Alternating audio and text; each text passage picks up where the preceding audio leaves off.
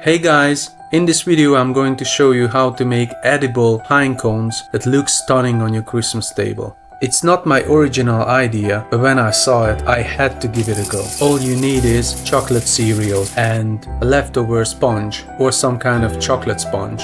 I think everybody can make this. Add some basic chocolate cream to it, so it's gonna stick the whole thing together. Watch out, don't add too much because it's gonna be too soft. The consistency should be like a clay and then you're good to go.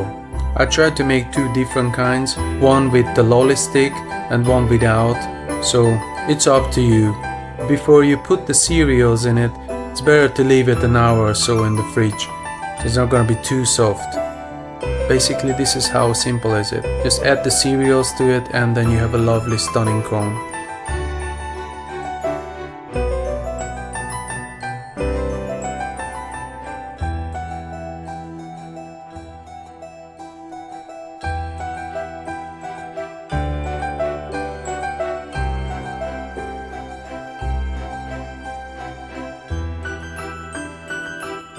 If you like this, hit subscribe, it's free, and give me some love.